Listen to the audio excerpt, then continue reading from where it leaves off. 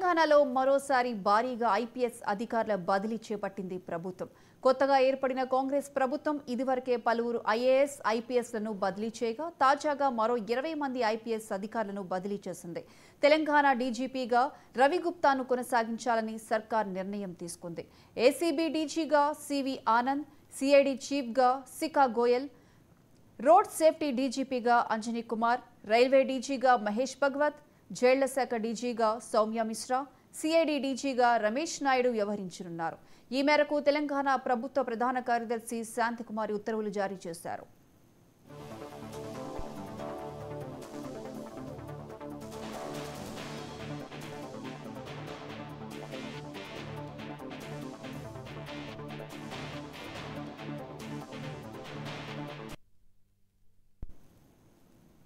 Parliament శీతాకాల సమావేశాలు గందరగోళంగా మారాయి. ఈ నెల 13న లోక్సభలో జరిగిన దాడిపై విపక్షాలు నిరసన వ్యక్తం చేయడంతో ఉభయ సభలు అట్టుడికిపోయాయి. భద్రతా వైఫల్యంపై హోంమంత్రి సభలో ప్రకటన చేయాలంటూ విపక్ష ఎంపీలు పట్టుబట్టాయి. సభలో విపక్ష సభ్యులు ఆందోళన చేస్తుండటంతో గందరగోళం నెలకొంది. ఈ నేపథ్యంలో సభా కార్యకలాపాలకు ఆటంకం కలిగిస్తున్నారనే కారణంతో వరుసగా ప్రతిపక్ష ఎంపీలపై సస్పెన్షన్ వేటు వేశారు. ఈ నెల 18వ తేదీ వరకు 92 మంది సభ్యుల్ని సస్పెండ్ చేశారు. తాజాగా 19వ తేదీన మరో 49 మంది ఎంపీలపై వేటు పడింది. ఈ మేరకు స్పీకర్ ఆదేశాలు ధిక్కరించిన సభ్యుల సస్పెన్షన్కు పార్లమెంటరీ వ్యవహారాల శాఖ మంత్రి ప్రహ్లాద్ జోషి ప్రవేశపెట్టిన తీర్మానాన్ని మోజువాణి ఓటుతో లోక్సభ ఆమోదించింది. దీంతో ఈ రోజు కూడా 49 మంది ఎంపీలు సస్పెన్షన్కు గురయ్యారు. లోక్సభలో 95 మంది ఎంపీలపై, రాజ్యసభలో 46 మంది ఎంపీలపై సస్పెన్షన్ వేటు పడింది. దీంతో ఈ శీతాకాల సమావేశాల్లో మొత్తం 142 మంది విపక్ష ఎంపీలపై వేటు పడినట్లయింది. మరోవైపు సస్పెన్షన్కు గురైన ఎంపీలు అడిగిన 27 ప్రశ్నలను లోక్సభ ప్రశ్నల జాబితా నుంచి తొలగించారు. సస్పెన్షన్కు గురైన వారిలో ఎంపీలు సుప్రియా సూలే, ఫరూక్ అబ్దుల్లా, శశి థరూర్, మనీష్ తివారీ, కార్తీ చిదంబరం, డింపుల్ యాదవ్, డానిష్ అలీ సస్పెండ్ అయిన వారిలో ఉన్నారు. ఈ సమావేశాల మొత్తానికి వారిని సస్పెండ్ చేస్తున్నట్లు స్పీకర్ తెలిపారు. పార్లమెంట్ శీతాకాల సమావేశాలు ఈ నెల 22 శుక్రవారంతో ముగుస్తాయి.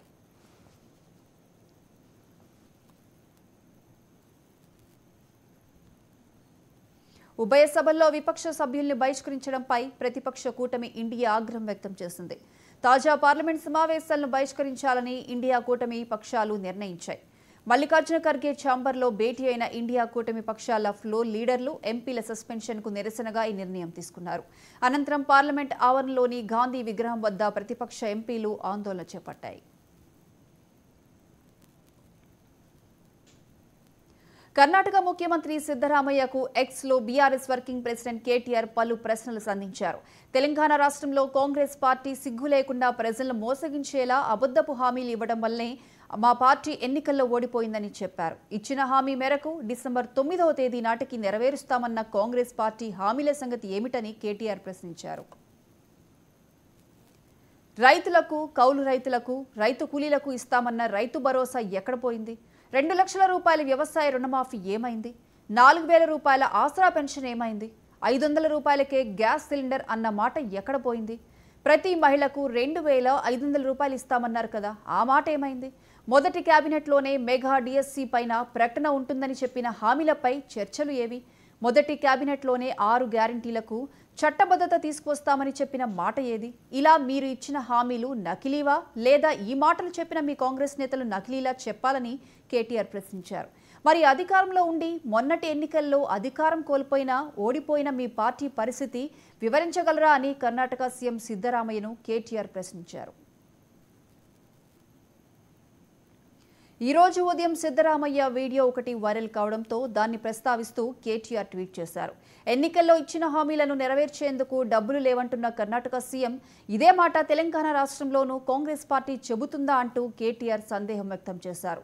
ఆర్థిక పరిస్థితి గురించి సాకులు చెబుతున్న కాంగ్రెస్ పార్టీ ఎన్నికల్లో హామీ ఇవ్వడానికి ముందు కనీసం అధ్యయనం చేయలేదని కేటీఆర్ అన్నారు.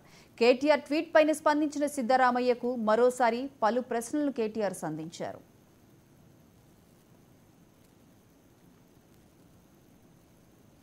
తెలంగాణ అసెంబ్లీ స్పీకర్కు హరీష్ రావు లేఖ రాశారు. రేపు తెలంగాణ అసెంబ్లీలో ప్రభుత్వం పవర్ పాయింట్ ప్రెజెంటేషన్ ఇస్తే తమకు కూడా పవర్ పాయింట్ ప్రెజెంటేషన్ ఇచ్చేందుకు అవకాశం ఇవ్వాలని హరీష్ రావు విజ్ఞప్తి చేశారు.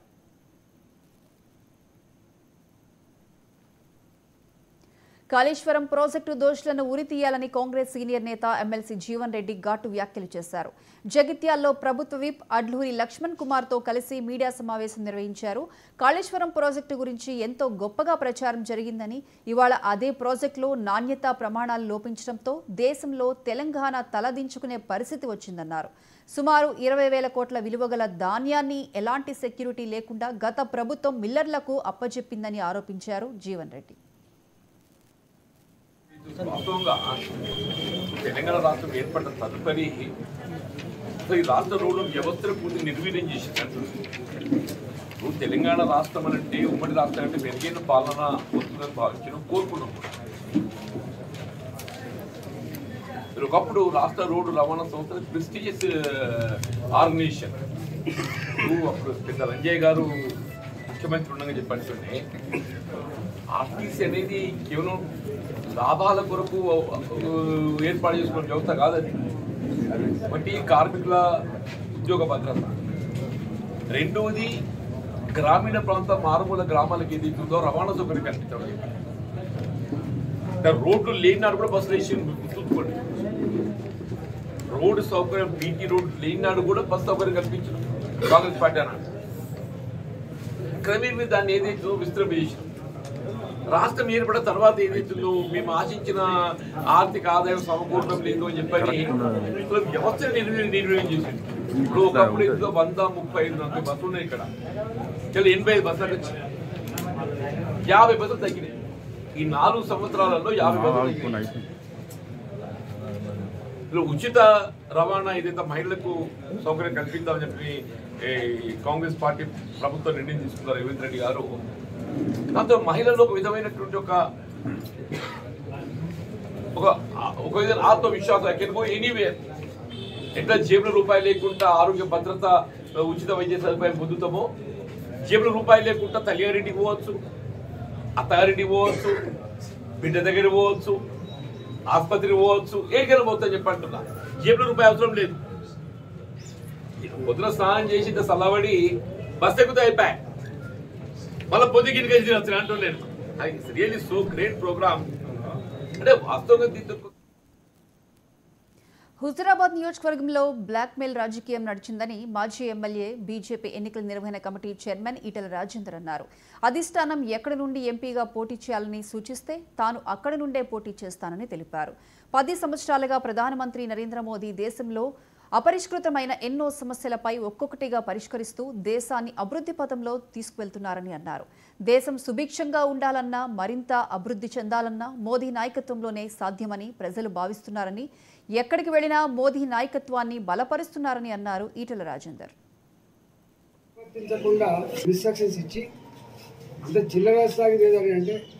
కళ్యాణ లక్ష్మి చెక్కులు ఇస్తే సంతకం పెట్టేది నేను, కానీ చెక్కులు ఇచ్చేది మాత్రం వాళ్ళు ఇచ్చారు.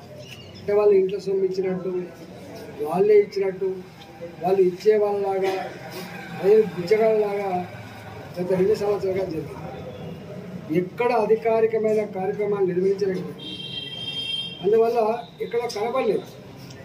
గెలిచిన ఎమ్మెల్యే సంవత్సరమైన సందర్భంగా ఇవాళ ఏం పని చేసిందని చెప్పి అంటే ప్రభుత్వం పగబట్టి నాలాంటి వాడు దరఖాస్తు ఇచ్చినప్పటికీ, నాలాంటి వాడికి పని చేయమని చెప్పినప్పటికీ చేయకుండా ఈ ప్రజాస్వామ్య వ్యవస్థలో ఇంతటి చీకటి అధ్యాయం, ఇంతటి నిజాం నిరంకుశ వైఖరితో కొనసాగిన పరిపాలన ఉద్యమాలు కలిసి ఇవాళ దళిత బంధు 2021 దళిత బంధు వచ్చింది. సూర్యాపేట జిల్లా తుంగతుర్తి మండలంలో సర్వసభ్య సమావేశాన్ని నిర్వహించారు. ఈ సమావేశంలో ఎమ్మెల్యే మందుల సామేలు పాల్గొన్నారు. మొదటిసారిగా విచ్చేసిన ఎమ్మెల్యేకు అధికారులు, నాయకులు ఘనస్వాగతం పలికారు. నూతన రాజ్యం వచ్చిందని, నూతన పరిపాలన సాగుతుందని అన్నారు. సమస్యల పరిష్కారానికి తన వంతు కృషి చేస్తానని, అధికారులు విధుల పట్ల నిర్లక్ష్యం వహిస్తే చర్యలు తప్పవని అన్నారు ఎమ్మెల్యే మందుల సామేలు. రైతాంగానికి అనుకూలంగా, బడుగు బలహీన వర్గాలకు అనుకూలంగా ఇవాళ గవర్నమెంట్ ముందుకు సాగడం జరుగుతూ ఉంది. ఆఫీసర్లు గౌరవించి, ఎందుకంటే ఇక్కడ ఉన్న ఆఫీసర్లు చాలా మంది చీకొట్టబడి కుసవే అన్న సందర్భాలు నేను విన్నా, కానీ అట్లా ఉండదు. నేను గౌరవించేది తెలుసు, గౌరవించబడేది తెలుసు. ప్రజల సమస్యలు నాకు తెలిసినవంటే మొత్తం తెలుసని నేను చెప్పాను. కొంతవరకైనా నాకు అవగాహన ఉంది కనుక ఇక్కడ ఉన్న సమీక్ష జరిగింది. ఈ సమీక్షలో మొట్టమొదలుగా నేను స్పెషల్గా ఈ రోడ్ల మీదనే కాన్సన్ట్రేషన్ చేయాలనుంది. సెకండ్ ఎడ్యుకేషన్ మీద. ఇంతకుముందు కూడా మేము ముందు చెప్పిన విద్య ఉన్న కానీ నాగరికత పెరుగుతుంది. ఇవాళ రోడ్లు భవనాల శాఖ మంత్రులు ఇవాళ వెంకరెడ్డి గారు మన జిల్లాకు సంబంధించిన వాళ్ళు, ఇరిగేషన్ మినిస్టర్ మన ఉత్తమ్ కుమార్ రెడ్డి గారు కూడా మన జిల్లాకు సంబంధించిన వాళ్ళు.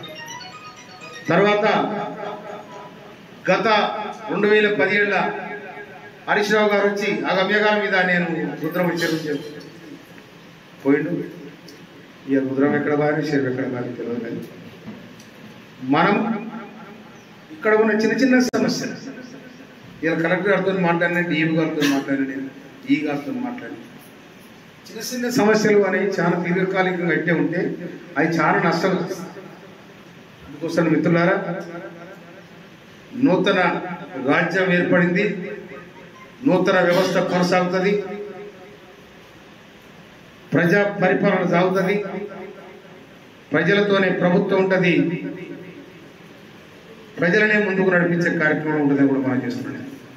రైతాంగానికి అనుకూలంగా బడుగు బలహీన యువగళం ప్రజాగళమైంది. 227 రోజులు, 3132 కిలోమీటర్ల కాలినడక, 70 సభలు, 155 ముఖాముఖి భేటీలు, 12 ప్రత్యేక కార్యక్రమాలు, 8 రచ్చబండలు, ప్రజల నుంచి 4353 వినతి పత్రాలు, 1.5 మందితో మమేకం, అరాచక పాలనపై సమర శంఖం, అడ్డంకులను అధిగమిస్తూ కేసులు, కవ్వింపులను లెక్క చేయకుండా జగన్ సర్కార్పై కుప్పంలో పూరించిన సమర శంఖాన్ని నారా లోకేష్ భోగాపురంలో ముగింపు పలకనున్నారు.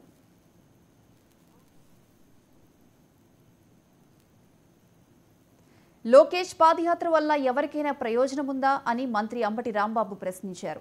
ఎవరూ గుర్తించని యాత్ర అది అని, కనీసం లోకేష్కైనా పార్టీకైనా ఈ యాత్ర ఉపయోగపడిందా అని ఎద్దేవా చేశారు. లోకేష్ కుప్పంలో అడుగు వేయగానే తారకరత్న మృతి చెందారు.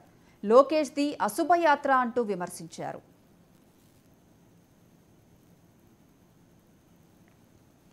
ఎలుక తోలు తెచ్చి ఏడాది ఉతికినా తెల్లగా మారదనే వేమన శతకంలాగా లోకేష్ యాత్ర కొనసాగిందన్నారు. యాత్ర వలన ఒళ్ళు తగ్గిందే తప్ప మైండ్ మెచ్యూరిటీ లేదని, కుప్పంలో అడుగు వేయగానే తారకరత్న మృతి చెందాడని అన్నారు. జనం లేక వెలవెలబోయిన రోజులు ఎన్నో ఉన్నాయని, 3, 15,000, 90,000 అని చెప్పిన అజ్ఞాని లోకేష్ అని ఎద్దేవా చేశారు అంబటి రాంబాబు. 3132 కిలోమీటర్లు నారా లోకేష్ గారిని నడిచాడు అని చెప్తున్నారు. ఏం జరిగింది నడిస్తే? దాని ప్రభావం ఏమైనా అతని మీదైనా ఉందా? లేదు. ఆయన పార్టీ మీద ఉందా? లేదు. ఈ రాష్ట్రం మీద ఉందా అంటే ఎవరి మీద ఏ ప్రభావము లేనటువంటి ఒక యాత్ర. నిజంగా చెప్పాలంటే ఎవరు గుర్తించనటువంటి ఒక యాత్ర.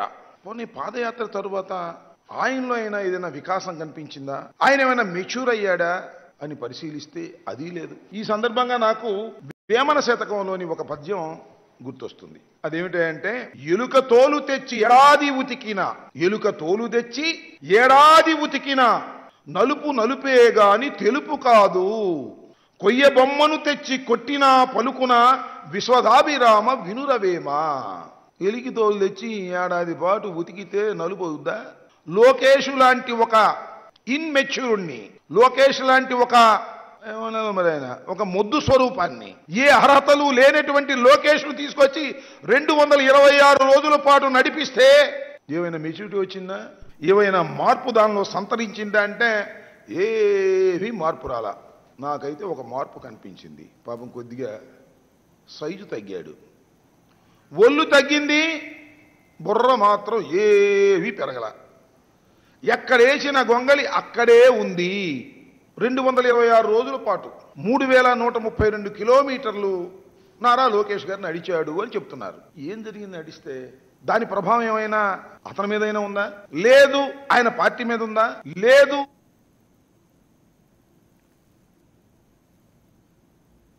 విశాఖలో ఏపీ బీజేపీ రాష్ట్ర అధ్యక్షురాలు పురంధేశ్వరి మీడియా సమావేశం నిర్వహించారు. రాష్ట్రంలో వైసీపీ ప్రభుత్వం ప్రజలను మోసం చేస్తుందన్నారు. రాష్ట్రంలో పర్యటిస్తే అనేక సమస్యలు గుర్తించామని పురంధేశ్వరి తెలిపారు. సమావేశంలో బీజేపీ నాయకులు, కార్యకర్తలు హాజరయ్యారు. రాష్ట్ర ప్రభుత్వం ఒక్కొక్క ఇంటికి కూడా కేంద్ర ప్రభుత్వం 1,50,000 ఇస్తే 30,000 రూపాయలు రాష్ట్ర ప్రభుత్వం పెట్టాలి పెట్టుబడి.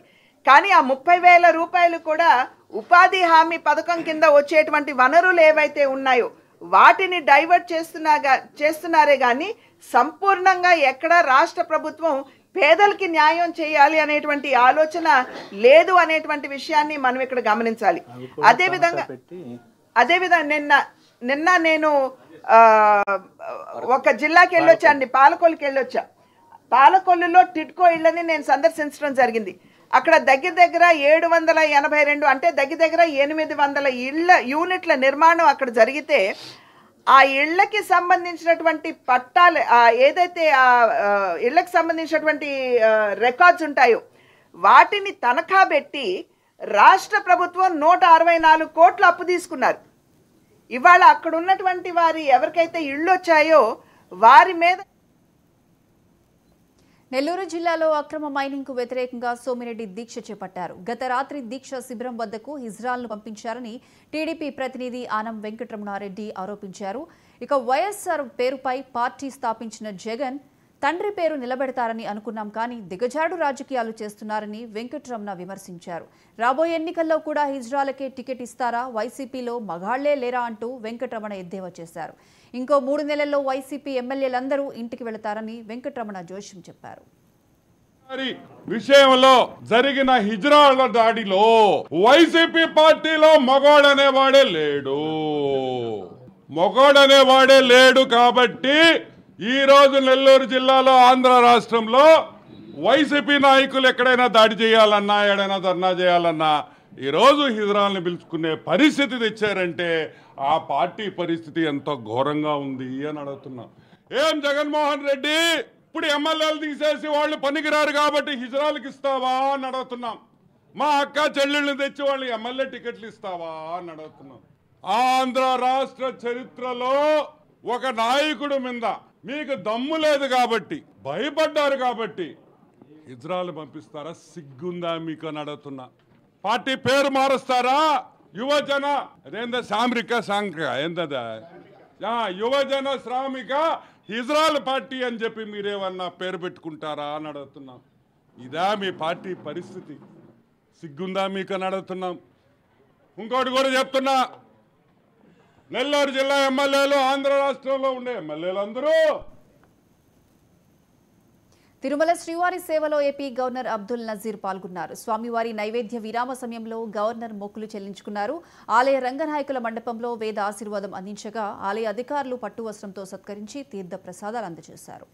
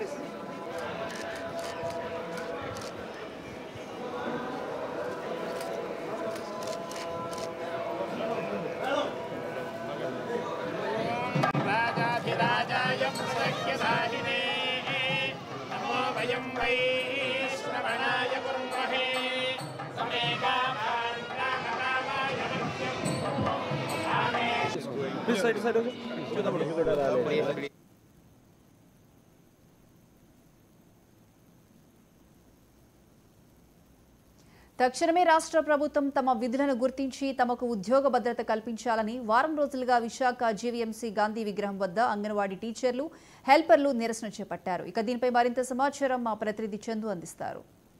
నేటి బాలలే రేపటి పౌరులు అంటారు. అటువంటి బాల బాలికలకు చిన్ననాటి నుంచి విద్యాబుద్ధులు నేర్పించడంతో పాటు వారికి సరైన పౌష్టికాహారం అందించడంలో కూడా అంగన్వాడీ ఎప్పుడు కూడా ముందు ఉంటుంది. అదే ప్రతి ఒక్కరు కూడా మొదటి విద్యను ఎక్కువగా అంగన్వాడీలోనే అభ్యసించడం జరుగుతూ ఉంది. అటువంటి అంగన్వాడీ టీచర్స్ అలాగే అంగన్వాడీ హెల్పర్స్ ఈరోజు రోడ్డు మీద పడి రోడ్డు మీద ఉండి సుమారు మా సమస్యలు ప్రభుత్వం తీర్చాలి, మాకు ఎన్నో సమస్యలు ఉన్నాయంటూ కూడా ఈరోజు విశాఖ జీఎంసీ గాంధీ బొమ్మ వద్ద గత 8 రోజులుగా ధర్నా చేపట్టారు. అసలు ఎందుకు ఈరోజు అంగన్వాడీ ఆయాలు కావచ్చు, అంగన్వాడీ టీచర్స్ కావచ్చు, ఈరోజు ఈ ధర్నా ఎందుకు నిర్వహిస్తున్నారో అనే విషయాలు అడిగి తెలుసుకునే ప్రయత్నం అయితే చేద్దాం.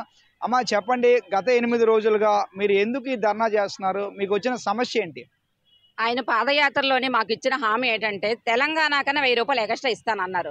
ఆ 1000 రూపాయలు ఎగస్ట్రా ఇవ్వలేదు కదా, ఒకేసారి ఒక 1000 రూపాయలు పెంచారు, ఊరికి అక్కడ ఆపేశారు.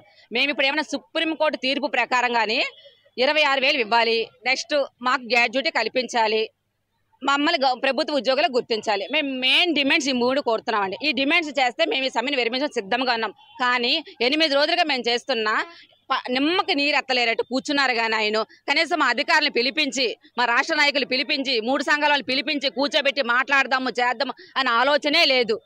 నోటుకు వచ్చి మాట్లాడుకుంటారు. కానీ మేము ఇప్పుడు కనీసం ఇప్పుడు ఎంత ఇవి పెరిగాయండి, ఛార్జీలు ఎంత పెరిగాయి? ఆ ఛార్జీలు పెరిగినందుకైనా, ఛార్జీలు పెరిగినప్పుడు మా జీతాలు కూడా పెంచాలి కదా, లేదంటే ఛార్జీలను తగ్గించమనండి. మనం డైలీ ఖర్చు పెడుతున్నాం, ఎన్ని కాయగూరలు కానీ ఏమైనా సరే ఎన్ని ఛార్జీలు పెరిగాయి అవన్నీ తగ్గిస్తే మా జీతాలు ఇవైతే సరిపోతాయి అనుకున్నాం. కానీ వాళ్ళకైతే కావాలా జీతాలు అయితే వేలల్లో లక్షల్లో కావాలా? ఎందుకంటే 62 ఏళ్ళు మాకు పెంచాడు. ఎందుకంటే 62 ఏళ్ళు ఇప్పటికే అనకూడదు, 40 ఏళ్ళకి మేము ఉత్సవాలు అయిపోయాం. ఎన్ని యాప్లు అండి, పోస్ట్ ట్రాక్ అంటారు, వైఎస్ఆర్ యాప్ అంటాడు, ఎన్ని యాప్లు కలిపి యాప్లన్నీ చేసుకుని అందరూ 8 గంటలు డ్యూటీ చేస్తే మేము 24 గంటలు డ్యూటీ చేయవలసి వస్తుంది. మాకైతే పని భారం ఎక్కువ అయిందండి. మాకు అసలు వర్కర్ భద్రత లేదు, మాకు ఉద్యోగ భద్రతే మాకు లేదు. ఉద్యోగ భద్రత కల్పించాలి. మాకు 26,000 ఖచ్చితంగా మాకు ఇచ్చి తీరాలి. లేదంటే మా ఓటు ద్వారా ఆయనకు బుద్ధి చెప్తాం. మేము ఆయన ఏమనుకున్నారేమో కానీ మాకు సెలవులు ఉండే ఏముండ, సండేలు ఉండ, మండే ఏముండ, ప్రతిరోజు మాకు ఒకటే పని. అది ఒకసారి గమనించేసి ఎంత వెట్టి సాగర ఇంత అంత కదా. ఇప్పుడు సచివాలయం తాళాలు బద్దకొట్టాలి, ఏం చేస్తున్నారండి? వాళ్ళు ఆడుకుంటున్నారు, బాల్తో ఆడుకుంటున్నారు, పెద్దలు ఉయ్యాల్లో కూర్చొని ఊగుతున్నారు. మేము చేసే వరకు వాళ్ళు చేయమనించండి. ఊరికే కలెక్టర్ గారికి తాళాలకు బదులు కొట్టేసి కూర్చోబెట్టడం కాదు కదా. అక్కడికి ఏమీ తాళాలు తీసిన తర్వాత మేము ఎంతవరకు ఉదయం 9 నుంచి సాయంత్రం 5 గంటల వరకు అక్కడే పడి ఉంటాం. మేము పిల్లలు ప్రీ స్కూల్ నడిపిస్తాం. ప్రీ స్కూల్ నడిపిస్తే కాన్వెంట్కి డీట్గా మేము నడిపిస్తున్నాం. మేమైతే ప్రీ స్కూల్ అయితే అలా నడిపించమని చూడమనండి. ఒక వీడియో పెట్టమండి. మేము అంగన్వాడీ వాళ్ళ వర్క్ మేము చేస్తుంటే ఎవరు చేయలేరు. ఈ రోజు సాఫ్ట్వేర్ ఇంజనీర్ కూడా చేయలేని వర్క్ మేము చేస్తున్నాం. మేము ఒక్కొక్కరు అయితే అడ్డమైన కోతలు కోస్తున్నారు. వాళ్ళకి ఎందుకు ఎడ్యుకేటెడ్ కాదు, అన్ఎడ్యుకేటెడ్ వాళ్ళైతేను వాళ్ళకి అందరికి తీసేయాలని. కానీ మేము మీడియా ద్వారా వాళ్ళకి అందరూ తెలియజేసి ఏంటంటే స్టెప్ ఇచ్చి కొడతాం కూడా మేమైతే అంగన్వాడీ వాళ్ళందరం కూడా. ఏం నాలెడ్జ్ లేకుండా మేము యాప్లు ఎలా పనిచేస్తున్నామండి? మేము ఏమన్నాని 2 లక్షల జీతగాడు కూడా చేయలేడు ఏమీ కూడా. ఈ మాటలన్నీ కూడా ఎవరు అంటున్నారు? ఎవరండి? సొసైటీ అండి. రెచ్చగొడుతున్నారండి జనాల్ని.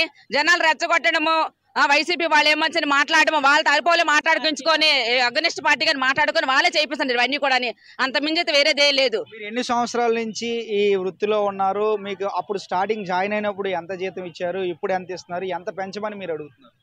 నేను నా సర్వీస్ అయితే 26 సంవత్సరాలు నా సర్వీస్ అండి. నేను స్టార్టింగ్ అయితే 500లో జాయిన్ అయ్యాను. నేను తర్వాత తెలుగుదేశం ప్రభుత్వం ఉండేటప్పుడు మాకు 7,000 ఇచ్చింది. ఆ 7,000 తర్వాత ఆయనే మళ్ళీ ఏం చేశారంటే 10,500 చేశారు.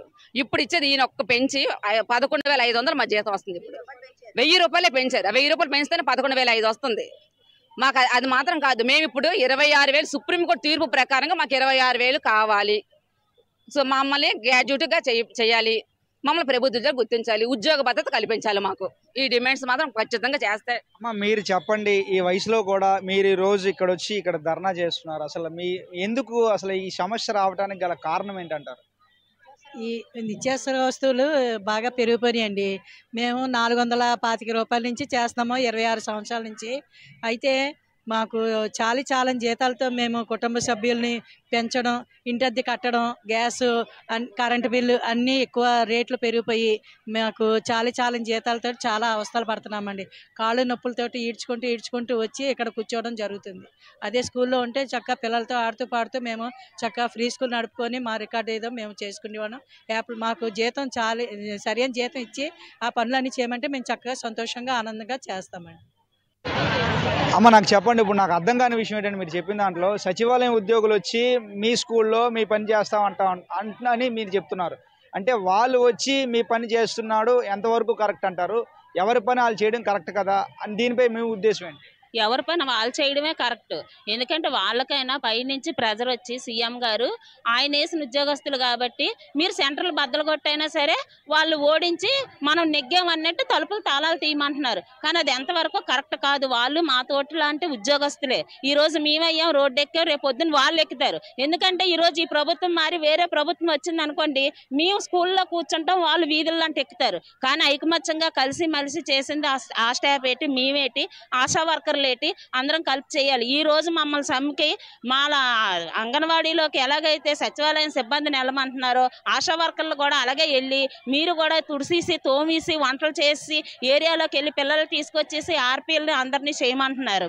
వాళ్ళు ఒకటే చెప్తున్నారు, ఈ రోజు వాళ్ళు రేపు పొద్దున మేమైతే వాళ్ళ దగ్గరికి వెళ్ళాం. డిఎంహెచ్ఓ గారు ఆర్డర్లట, కలెక్టర్ల ఆర్డర్లట, మీరు వెళ్ళండి అని. ఈ రోజు తోటి ఉద్యోగస్తులకు మేము ఎలా అన్యాయం చేస్తాము అందుకని చెప్పి మేము రిజైన్ అయినా చేస్తాం కానీ సమ్మెలోకైనా వస్తాం కానీ మేమైతే అంగన్వాడీలకు అన్యాయం చెయ్యము అని ఆ డిపార్ట్మెంట్ ఒకటి కూడా కరాఖండిగా చెప్తుంది. ఏది జరిగినా సరే సీఎం గారు మాకు ఇస్తానన్న హామీలు ఇచ్చేంత వరకు కూడా ఈ పోటీని ఈ దేన్ని కూడా మేము వదలము. ఈ సమ్మె అనేది కొనసాగుతుంది. మా హక్కులు మేము సాధించుకుంటాం. మాకంటూ న్యాయం జరిగి మేమందరం ఒకే మాట మీద ఒకే బాట మీద మేము వెళ్ళి మేము అన్నది ఏటనేది నిరూపించుకోవాలని ఈ రోజు అందరం కూడా నడుం కట్టుకొని ఇక్కడ ఈ ఉద్యమంలో మేము అందరం కొనసాగుతున్నాం. మాకు తగిన ఫలితం మాకు సీఎం ద్వారా వస్తుందని మేము ఆశిస్తున్నాం. మీరు చెప్పండి, చివరిగా మీరు చేస్తున్న ఏదైతే ఈ ధర్నా ఉందో, ఈ దీక్ష ఉందో, దీనికి ప్రభుత్వం స్పందించకపోతే మీ తదుపరి కార్యాచరణ ఏ విధంగా ఉండబోతుంది? దేనికైనా వెనకాడేది లేదండి. ఆయన చర్చలకు పిలిపించి దిగి మేము అన్నది మా గ్రాడ్యుటీ మా జీతము పెంచితేనే మేము దీని నుంచి విరమించుకుంటాం. లేదనుకోండి ఎంతకైనా తెగిస్తాం. ఎన్ని రోజులైనా ఎన్ని నెలలైనా సరే నిరాహార దీక్ష మేమేది దేనికి వెనుకాడమని చెప్పి మేము చెప్తున్నాము. ఎందుకంటే కుక్క చేసే పని కుక్కే చేయాలి, గాడి చేసే పని గాడిదే చేయాలి. ఎందుకంటే మా అంగన్వాడీ పని సచివాలయంలో చేస్తారంటే నడ్డి విరిగి కూర్చుంటది. కుక్క మురిగిందని చెప్పి గాడిద మురిగింది అనుకోండి ఏమవుతుంది, అది వినే ఉంటుంది సామెత మీరేమోనని నడ్డి విరిగి కూర్చోబడతారు అధికారి అయితే. అలా ఉంటుంది. అందుకే ఎందుకంటే వాళ్ళకి మేము చెప్తున్నాము, ఇవాళ మేము రేపు వాళ్ళు అవుతారు. దాన్ని బట్టి వాళ్ళు ఏం చేయాలంటే వాళ్ళు ఖచ్చితంగా వాళ్ళు మేము చేసే పని అమ్మ మేము చేయలేము. ఇప్పుడు ఆశా వర్కర్లు ఏమన్నారు, ఆశా వాళ్ళకి వెళ్ళకపోతే అమ్మ మీరు వెళ్ళండి, మీరు అక్కడ కూర్చొని మీరు సపోర్ట్ చేయండి అని అంటే ఒకటే చెప్పారు, మేము వాళ్ళకి సపోర్ట్ మేము ఉంటాము, మేమైతే వెళ్ళము, అంగన్వాడీలు మేము సపోర్ట్ మేము నిలబడతాం, కావాలని డిఎంహెచ్ఓ దగ్గర మేము కూడా టెంట్ వేసుకొని కూర్చుంటామని చెప్తున్నారు వాళ్ళు.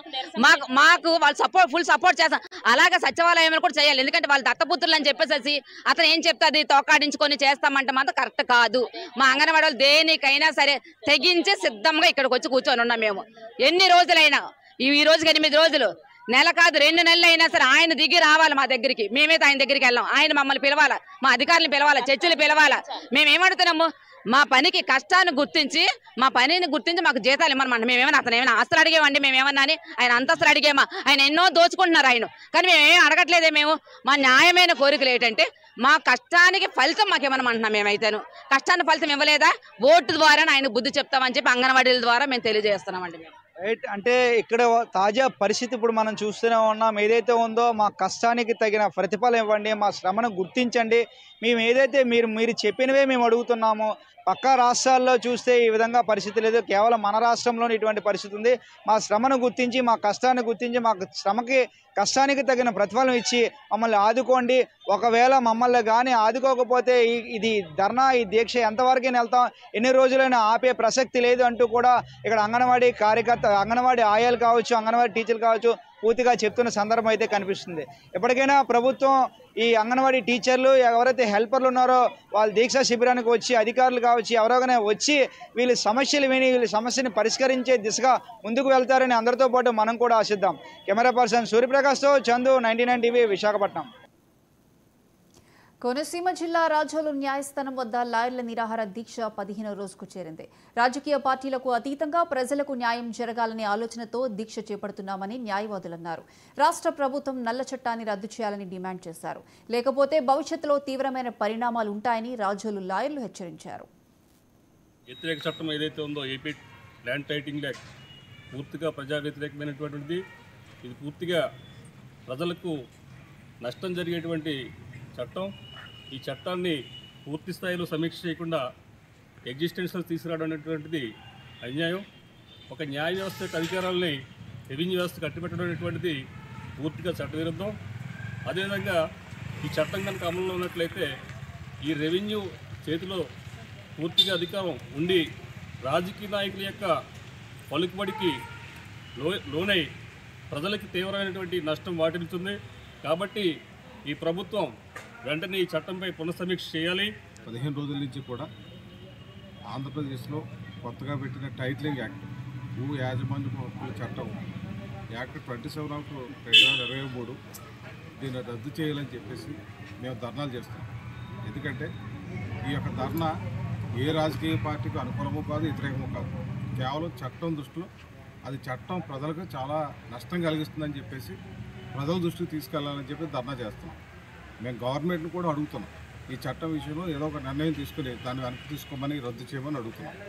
ఎందుకంటే యాజమాన్య హక్కుని కూడా రెవెన్యూ వాళ్ళు దృష్టిలో పెట్టి కోర్టుకి కూడా అధికారం లేకుండా చేసినట్లయితే రేపు పొద్దున రెవెన్యూ వాళ్ళు రాజకీయ నాయకుల యొక్క ప్రలోభాలకు లోబడి వారికి ఎవరి పేరు నమోదు చేస్తే వారికే ఆ భూమి వర్తించే విధంగా ఉంది. కాబట్టి ఇది చాలా లోపభూయిష్టంగా ఉంది.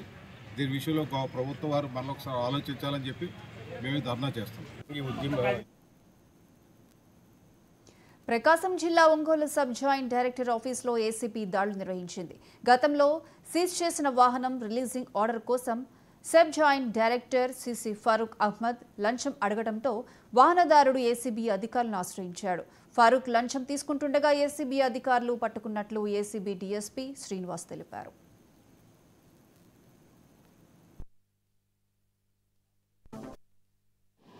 ఏసీబీ డైరెక్టర్ జనరల్ గారైన శ్రీ కేవీ రాజేంద్రారెడ్డి గారి ఆదేశాలను అనుసరించి ఈరోజు ఈ ట్రాప్ ఆర్గనైజ్ చేయడం జరిగింది.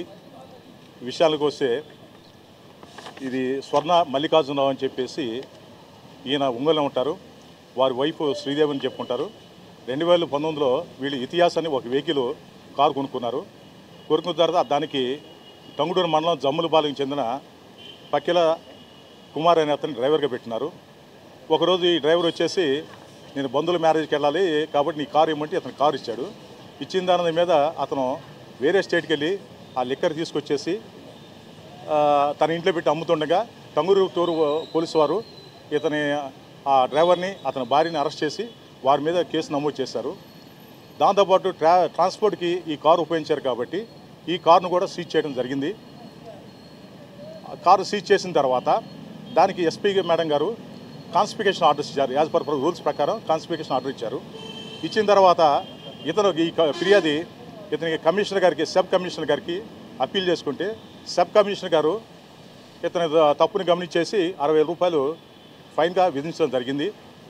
ఆ ఫైను అతను ఆర్డర్స్ తీసుకోవడానికి ఇక్కడ సబ్ ఆఫీస్లో మన డిస్ట్రిక్ట్ స్పెషల్ ఎన్ఫోర్స్మెంట్ బ్యూరోలో పనిచేసిన సీసీ అయిన సయ్యద్ ఫరూక్ అహ్మద్ ఆ ఆర్డర్ ఇచ్చే టైంలో నేను ఫర్దర్గా ఫైల్ ప్రాసెస్ చేసి మీ వెహికల్ రిలీజ్ చేయాలంటే నాకు 7,000 రూపాయలు ఇవ్వాలి అని చెప్పేసి అతను డిమాండ్ చేయడం జరిగింది. ఆంధ్రప్రదేశ్ కోనసీమ జిల్లా ముమ్మిడివరంలో పేకాట రాయుళ్లను పోలీసులు అరెస్ట్ చేశారు. ముమ్మిడివరం నగర పంచాయతీ పరిధిలోని పల్లిపాలెంలో పేకాట శిబిరంపై పోలీసులు దాడి చేశారు. 3 వ్యక్తులను అదుపులోకి తీసుకుని వారి వద్ద నుండి నగదు 5 మోటార్ సైకిళ్లను స్వాధీనం చేసుకున్నారు. పారిపోయిన 4 కోసం వెతుకుతున్నట్లు ట్రైనీ డీఎస్పీ విష్ణు స్వరూప్ తెలిపారు.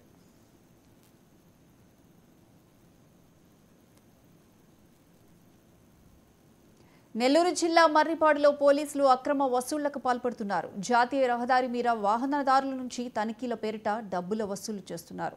తాము అడిగినంత ఇవ్వకుంటే కోర్టుల చుట్టూ తిరగాల్సి వస్తుందంటూ బెదిరింపులకు పాల్పడుతున్నారు. ఇతర రాష్ట్రాల నుంచి వస్తున్న వాహనాల నుంచి కూడా డబ్బులు వసూలు చేస్తున్నట్లు ఆరోపణలు వస్తున్నాయి. ఇటీవలే ఓ లారీ డ్రైవర్ను 10,000 ఇవ్వాలని డిమాండ్ చేసినట్లు లారీ డ్రైవర్ ఆరోపించారు. దీనికి సంబంధించిన వీడియో సోషల్ మీడియాలో వైరల్ అవుతోంది. ఇప్పటికైనా అధికారులు అక్రమ వసూళ్లకు పాల్పడుతున్న పోలీసులపై చర్యలు తీసుకోవాలని ప్రజలు కోరుతున్నారు.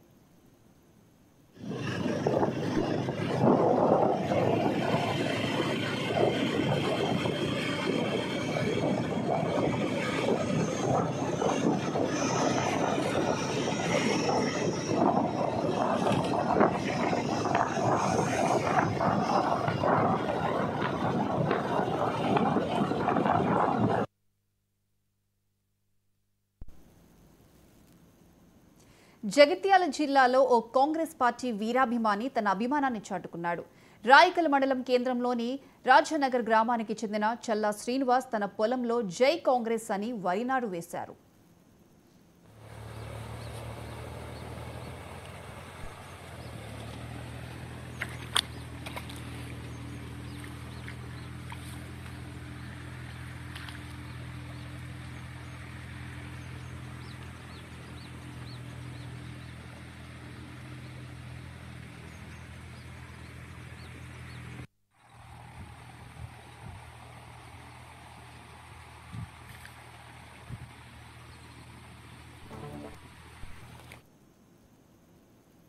చిల్ బ్రోస్ ఎంటర్టైన్మెంట్ సంస్థ నిర్మిస్తున్న రాచరికం సినిమాకు పూజా కార్యక్రమం నిర్వహించారు. ఈ పూజా కార్యక్రమంలో దర్శకులు లంకపల్లి సురేష్, నిర్మాత ఈశ్వర్, విజయ్ శంకర్, అప్సరా రాణి తదితరులు పాల్గొన్నారు. దర్శకులు సురేష్ మాట్లాడుతూ ఈ మూవీ గ్లిమ్స్ కు మంచి స్పందన వచ్చిందన్నారు. సహకరించిన ప్రతి ఒక్కరికి కృతజ్ఞతలు తెలియజేశారు. నిర్మాత ఈశ్వర్ మాట్లాడుతూ సినిమా అద్భుతంగా వస్తుందన్న నమ్మకం ఉందన్నారు. విజయ్ శంకర్ మాట్లాడుతూ ఇంత మంచి చిత్రంలో అవకాశం ఇచ్చిన వారికి కృతజ్ఞతలు తెలియజేశారు. వారి నమ్మకాన్ని ఖచ్చితంగా నిలబెట్టుకుంటామన్నారు. హీరోయిన్ అప్సరా మాట్లాడుతూ రాచరికంతో అరాచకం సృష్టించబోతున్నామని అన్నారు. ఈ చిత్రంలో విజయ్ శంకర్, అప్సరా రాణి హీరోయిన్లుగా నటిస్తుండగా పలువురు నటులు ముఖ్య పాత్రలు పోషిస్తున్నారు. నా పేరు సురేష్, డైరెక్టర్ ఈ మూవీకి. చిల్ బ్రోస్ ఎంటర్టైన్మెంట్స్ పతాకంపై రాచరికం అనే మూవీ చేయబోతున్నాం.